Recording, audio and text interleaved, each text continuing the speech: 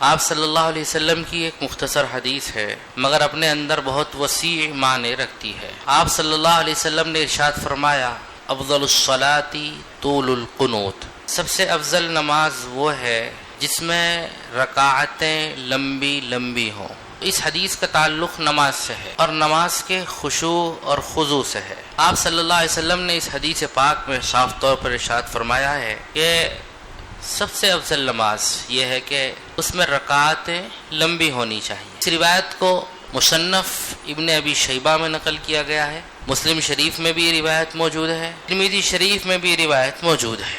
حضرت مجاہد رحمہ اللہ تعالی، ان کا تفسیر قرآن میں خاص مقام ہے۔ قرآن پاک کی ایک آیت وقوموا للہ قانتین کے تحت ارشاد فرماتے ہیں کہ یہاں پر قنوت سے مراد یہ ہے کہ آدمی رکوع کرے، یعنی لمبا رکوع ہو، خشوع کرے، نماز میں خشوع اور خضوع ہو، رکعتیں لمبی لمبی ہوں، اسی طرح نگاہیں نیچی رکھے، پست رکھے نماز میں، بازوؤں کو جھکا کر سمیٹ کر رکھے، اکڑ کے کھڑا نہ ہو، اور اللہ پاک سے ڈرتے ہوئے خوف کے ساتھ میں نماز میں کھڑا ہو۔ یہ مطلب ہے وقوموا للہ قانتین کا، یعنی اللہ پاک نے جو کہا کہ تم اللہ کے سامنے کھڑے ہو قنوت والے بن کر، قانتین بن کر، اس کے معنی انہوں نے یہ کیے ہیں کہ اس کے اندر اس کی تفسیر میں ساری باتیں آ گئی ہیں کہ رکوع بھی آ گیا، خشوع خضوع بھی آ گیا، لمبی لمبی رکعتیں بھی، اور نماز میں اپنی نگاہوں کو جھکانا بھی، بازوؤں کو اس طرح سے سمیٹنا کہ اکڑ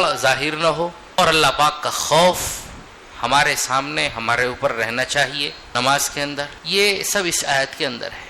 آیت کا لفظی ترجمہ ہے وقوموا للہ قانتین، تم لوگ نماز میں چپ چاپ کھڑے ہو جاؤ، خاموشی کے ساتھ میں۔ حضرات صحابہ اکرام رضوان اللہ تعالی علیہ مجمعین کی نماز کے بارے میں آتا ہے، امام مجاہد فرماتے ہیں وَكَانَ الْفُقَهَاءُ مِنْ أَصْحَابِ محمد صلی اللہ علیہ وسلم اذا قام احدهم في الصلاة يهاب الرحمن سبحانہ وتعالی، کہ حضرات صحابہ میں سے کوئی بھی جب نماز کے لیے کھڑا ہوتا تھا تو اللہ پاک سے خصوصیت کے ساتھ ڈر رہا ہوتا تھا، اللہ کا خوف ان کی صورتوں سے ہی ظاہر ہوتا تھا۔ یہاب الرحمن، اللہ کی ہیبت، اللہ کا رعب، اللہ کا خوف ان کے آثار سے اور ان کے اوپر ظاہر ہوتا تھا۔ فرمایا اور وہ لوگ اس بات سے ڈرتے تھے ان یلتفت او یقلب الحصا، کہ نماز میں ادھر ادھر توجہ کریں۔ نماز میں ادھر ادھر توجہ کرنے کی کئی شکل ہوتی ہیں۔ ایک تو یہ کہ نماز میں ہم لوگ کھڑے ہوئے ہیں، اگر ہمارا سینہ قبلے سے پھر گیا تو نماز ہی گئی، لیکن ہم نے سینہ ادھر سے نہیں پھیرا، اپنا چہرہ ادھر ادھر کر لیا تو نماز تو نہیں گئی، لیکن اس طرح سے کرنا نماز میں بہت غلط ہے، مکروہ تحریمی ہے۔ اور نگاہوں سے ادھر ادھر دیکھنا تو مکروہ تحریمی بھی نہیں ہے، لیکن نماز کے ادب کے خلاف ہے، خشوع کے خلاف ہے۔ نماز کی روحانیت اس سے بھی ختم ہو جاتی تھی۔ حضرات صحابہ کرام رضوان اللہ تعالی علیہ مجمعین جب نماز میں کھڑے ہوتے تھے تو اس وقت میں وہ ادھر ادھر بھی التفات نہیں کرتے تھے، نگاہوں سے بھی ادھر ادھر نہیں دیکھتے تھے، بالکل ایسے لگتا تھا کأنہ عمود، جیسے کوئی ایک ستون ہے جس کو کھڑا کر دیا، گاڑ دیا گیا ہے۔ حضرات صحابہ میں سب سے زیادہ حضور کے مشابہ جو نماز سمجھی جاتی تھی وہ حضرت عبداللہ بن زبیر رضی اللہ تعالیٰ عنہ کی، حالانکہ یہ چھوٹے صحابہ میں سے ہیں۔ حضرت حسن حسین رضی اللہ تعالیٰ عنہ سے 1-2 سال بڑے ہیں، انہی کی قریب عمر کے ہیں۔ مدینے میں آنے کے بعد مہاجرین صحابہ میں سب سے پہلے انہی کی ولادت ہوئی ہے۔ حضرت اسما رضی اللہ تعالیٰ عنہ کے صاحبزادے ہیں جو حضور پاک صلی اللہ علیہ وسلم کی نسبتی بہن ہے۔ نسبتی بہن کا مطلب سمجھتے ہیں آپ؟ نسبتی بہن، جن کو ہمارے ہاں سالی بولتے ہیں، تو حضور کی نسبتی بہن ہے حضرت اسما، ان کے صاحبزادے ہیں۔ زبیر ابن عوام رضی اللہ تعالیٰ عنہ کے لڑکے ہیں، حضرت ابوبکر صدیق رضی اللہ تعالیٰ عنہ کے نواسے ہیں۔ تو مدینے میں جب حضرات صحابہ تشریف لائے تو مہاجرین میں سب سے پہلی پیدائش انہی کی ہوئی ہے، اور جب یہ پیدا ہوئے تو صحابہ نے بڑی خوشی کا اظہار کیا، کیونکہ 1-2 سال تک کوئی اولاد نہیں ہو رہی تھی مہاجرین کے، تو یہودیوں نے یہ کہنا شروع کر دیا کہ ہم نے جادو کر دیا ہے، ان کے اب اولاد نہیں ہوگی۔ یہودی جادو میں ہمیشہ سے معروف رہے ہیں اور بڑی محنت کرتے ہیں جادو کے سلسلے میں۔ آج بھی ان کے یہاں ایک بڑا طبقہ جادو سیکھتا سکھاتا ہے اس کو اپنی مذہبی عبادت سمجھ کر. ایک بڑا قبالہ ان کا ایک لفظ ہے. اس کا مطلب یہ ہوتا ہے کہ اس کے اندر اتنی محنت کرو کہ کوئی دنیا میں تم سے آگے نہ نکل سکے. اس فن کے اندر بھی، جادو کے اندر. آج جو ان کی جنگ چل رہی ہے تو اس جنگ میں وہ خالی اسی سے جنگ نہیں کر رہے، بلکہ ایک بڑا طبقہ ان کا بیٹھا ہوا ہے، اور جو ان کے مخالفین ہیں، دشمنان ہیں، ان سب کو سامنے رکھ کر وہ اپنی پوری محنت، شیطانی طاقت اس پر صرف کر رہا ہے. وہ تو ہمیشہ سے لوگ جادو کے اندر مشہور رہے ہیں. تو حضور کے زمانے میں انہوں نے کہنا شروع کر دیا کہ ہم نے ان پر جادو کر دیا، ان کے اب کوئی اولاد نہیں ہوگی. لیکن حضرت عبداللہ بن زبیر رضی اللہ تعالیٰ عنہ تشریف لائے. ان کی والدہ محترمہ جو حضور کی نسبتی بہن، انہوں نے لا کر حضور کی گود میں ڈال دیا. حضور بڑے خوش ہوئے اور آپ صلی اللہ علیہ وسلم ہی نے تحنیک فرمائی. تحنیک سمجھتے ہو؟ بچہ جب پیدا ہو جائے تو پیدا ہونے کے بعد پہلے تو اس کے کان میں اذان دی جائے، دائیں کان میں اذان اور بائیں کان میں اقامت. اگر آپ خرچ کرنا نہیں چاہتے تو خود ہی کریں، خود ہی آپ کریں یہ کام. لیکن ایک کام کسی اللہ والے سے کرانا چاہیے، اس میں آپ اپنے آپ کو اللہ والا مت سمجھو. میرے یہاں بھی جب بچے کی پیدائش ہوئی تو میں نے یہی کوشش کی کہ جو نیک لوگ ہیں میں نے ان کو بلایا اور ان سے تحنیک کرائی.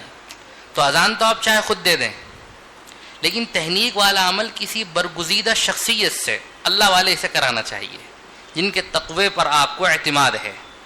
آپ ان کو بلائیے اور بلانے کے بعد میں آپ ان سے تحنیک کرائی. تحنیک کا مطلب یہ ہوتا ہے وہ کھجور چبائے اور ذرا سا بچے کے تالوے پر لگا دے. آج کل کے رواج چل رہا کھجور بڑی سخت چیز ہے بھائی، شہد لاتے ہیں. بھائی شہد سنت نہیں ہے، تحنیک میں شہد سنت نہیں ہے، سنت کھجور ہے. کیا ہے؟ کھجور. اور اس سے کچھ بگڑتا نہیں ہے، نقصان نہیں ہوتا. اس کو چبایا جاتا ہے، بالکل نرم ہو جاتا ہے، اور وہ ہلکا سا ذرا سا ایک خاص انداز سے تالوے پر لگا دیا جاتا ہے. اس سے بچے کی بہت سی بیماری بھی دور ہوتی ہیں. اور کسی اللہ والے کے منہ سے چبا کر، گویا اس کے منہ میں جو پہلا لعاب جائے وہ کسی اللہ والے نیک بزرگ ہستی کا، اللہ والے کا لعاب جانا چاہیے، اس کی برکتیں ہوتی ہیں. تو یہ تحنیک والا عمل. پھر بچے کا نام رکھا جائے، اور نام جو رکھا جائے وہ معنی دیکھ کر نام رکھا جائے. آج کل ہمارے کوشش یہ ہوتی ہے کہ بس نام ایسا رکھو بالکل الگ تھلگ نظر آئے، چاہے اس کی کوئی معنی نہ ہو. یقین جانیے میرے پاس 10 نام ایسے آتے ہیں کہ مجھ سے پوچھتے پہلے نام رکھ لیتے ہیں، اب اس کے نام کے معنی کیا؟ میں نے کہا میں کہاں سے لاؤں بھائی زبردستی اس کے معنی.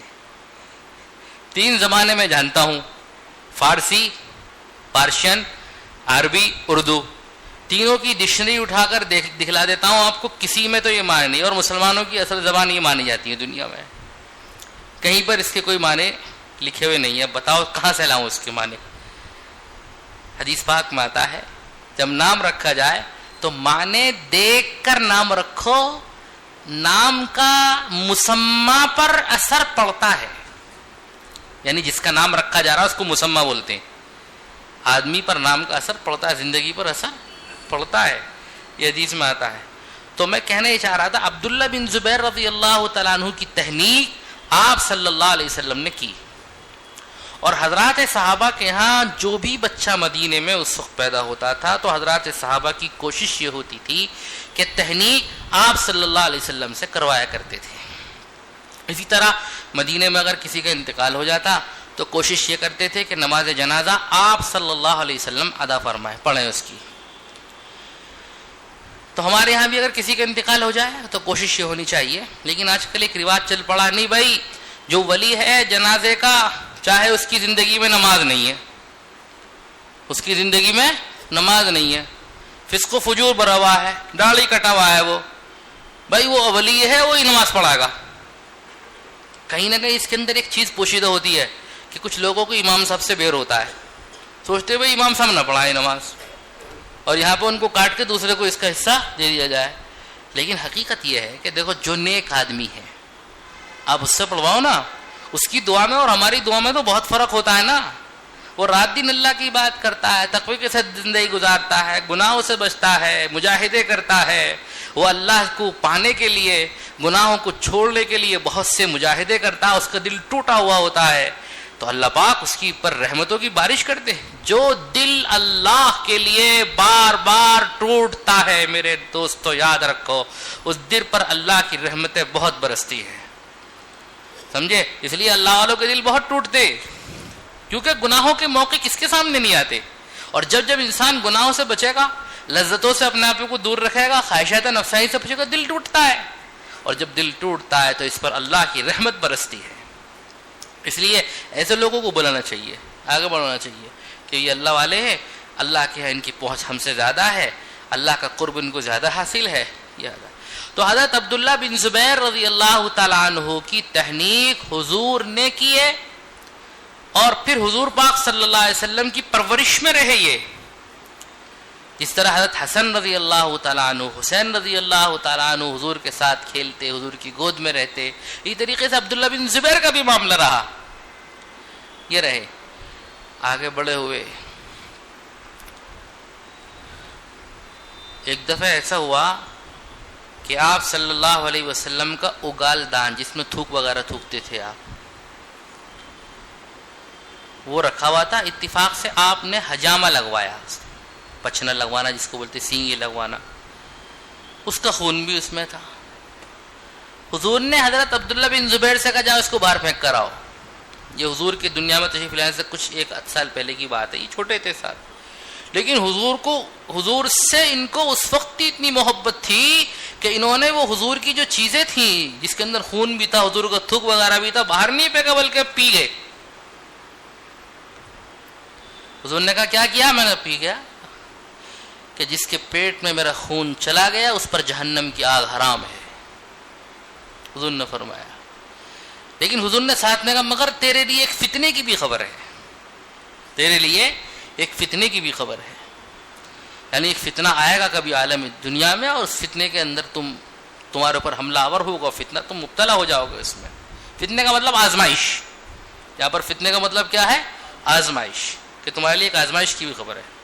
چنانچہ ایسے ہی ہوا کہ ایک موقع ایسا آیا کہ حضرت حسن رضی اللہ تعالیٰ عنہ تو چلے گئے دنیا سے، ان کے بعد حسین رضی اللہ تعالیٰ عنہ نے حضرت امیر معاویہ رضی اللہ تعالیٰ عنہ کے ہاتھ پہ بیعت کر لی، لیکن جب حضرت امیر معاویہ بھی چلے گئے تو حضرت حسین کو کوفے والوں نے بلایا، اور وہاں پھر جو کوفے والے تھے انہوں نے غداری کی، اور حسین رضی اللہ تعالیٰ عنہ کو وہاں پر شہید کیا گیا۔ پورا مسئلہ ہمارے سامنے ہے ماشاءاللہ۔ وہ اس کے بعد پھر حضرت عبداللہ بن زبیر رضی اللہ تعالیٰ عنہ نے دیکھا کہ عالم اسلام اب خالی ہو گیا ہے، تو ضرورت ہے کہ اب اس کی قیادت کو سنبھالا جائے، اور یہ بڑے مضبوط آدمی تھے۔ حقیقت یہ تھی کہ حضرت حسین رضی اللہ تعالیٰ عنہ کے بعد میں ان سے زیادہ مضبوط سیاسی اعتبار سے اور کوئی دوسرا نظر نہیں آتا تھا۔ 2 لوگ تھے جن پر عالم اسلام متفق ہو سکتا تھا، ایک تو حضرت عبداللہ بن عمر رضی اللہ تعالیٰ، حضرت عمر رضی اللہ تعالیٰ عنہ کے لڑکے، لیکن انہوں نے تو سیاست سے سنیاس لے لیا کہ میں ادھر نہیں آؤں گا، ان کے ابا نے ان سے وعدہ لیا تھا اگر وہ کھڑے ہو جاتے تو پوری دنیا سب ان کے جھنڈے کے تلے جمع ہو جاتی اور کوئی اختلاف ہی نہیں رہتا۔ حضرت حسین رضی اللہ تعالیٰ عنہ بھی ان کو مان لیتے، سب کے ساتھ مان لیتے ان کو، لیکن انہوں نے کہا میں ادھر آؤں گا ہی نہیں۔ حضرت حسین تھے ایسے، ان کو شہید کر دیا گیا۔ اب بچے عبداللہ بن زبیر۔ حضرت عبداللہ بن زبیر رضی اللہ تعالیٰ عنہ کو کئی لوگوں نے کہا میرے ساتھ شام میں چلیے، اگر اہل شام آپ کے تابع ہو گئے تو قسم کھا کے کہتا ہوں مشرق سے مغرب تک پورا کا پورا علاقہ، سارے ایریے، سارے خطے، ساری زمینیں آپ کی ہیں، عالم اسلام پر آپ ہی کا اقتدار ہوگا اور آپ ہی کی خلافت قائم ہوگی۔ لیکن حضرت عبداللہ بن زبیر رضی اللہ عنہ نے کہا کہ میں مکہ مدینہ چھوڑ کر نہیں جا سکتا۔ انہوں نے خلافت قائم کر لی مکے میں، مدینے میں، پورے حجاز پر، یہاں تک کہ مصر میں بھی ان کی حکومت ہو گئی تھی۔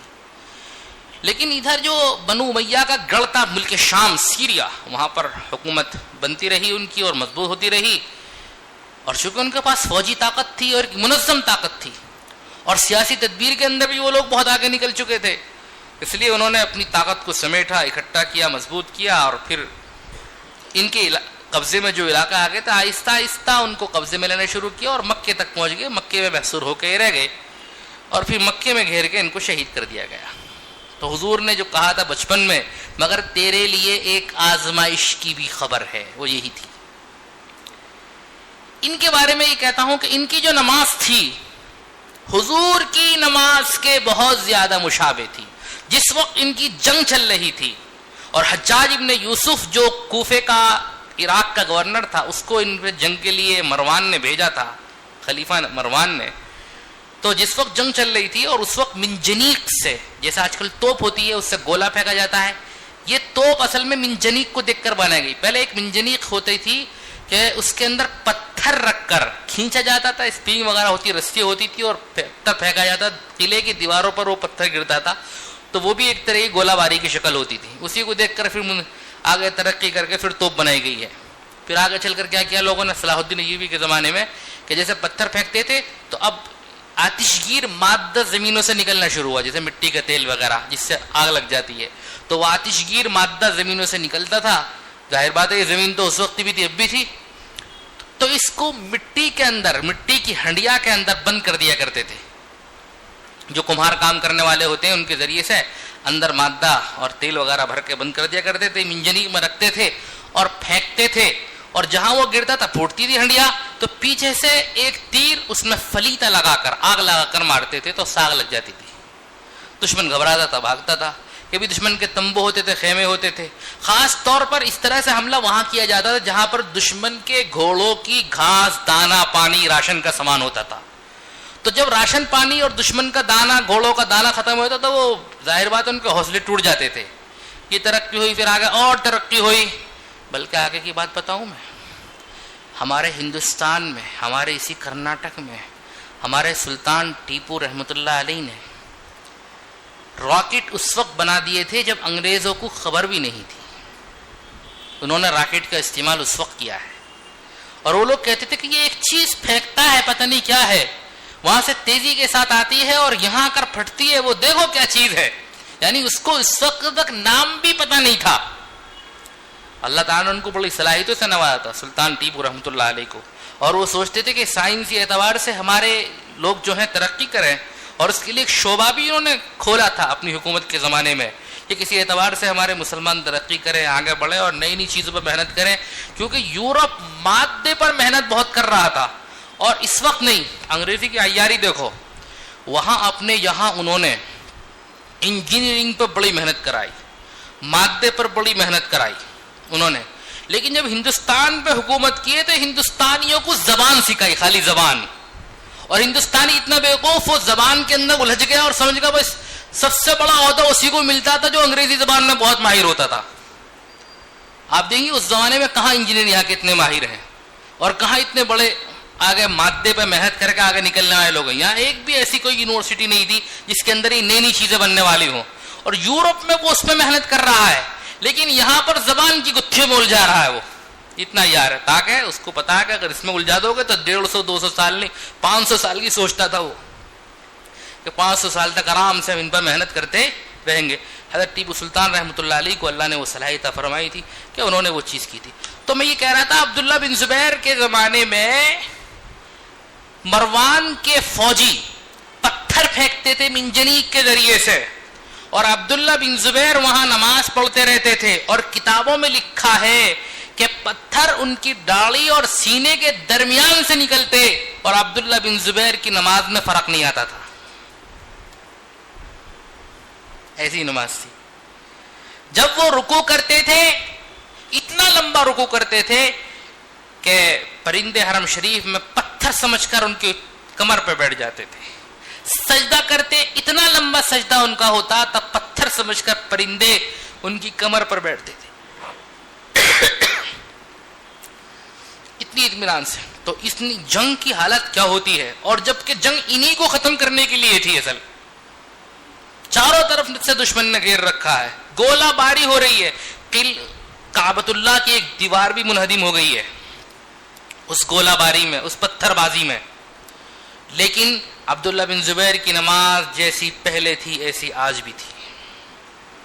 جس دن شہید ہوئے ہیں اس دن بھی اشراق کی نماز پورے اطمینان سے، پوری رات نماز پڑھتے رہے، فجر کی نماز پڑھی جماعت سے، رات بھر بھی گولہ باری ہوتی رہی، پتھر باری ہوتی رہی، اشراق کی نماز جتنی لمبی پڑھتے اتنی لمبی پڑھی.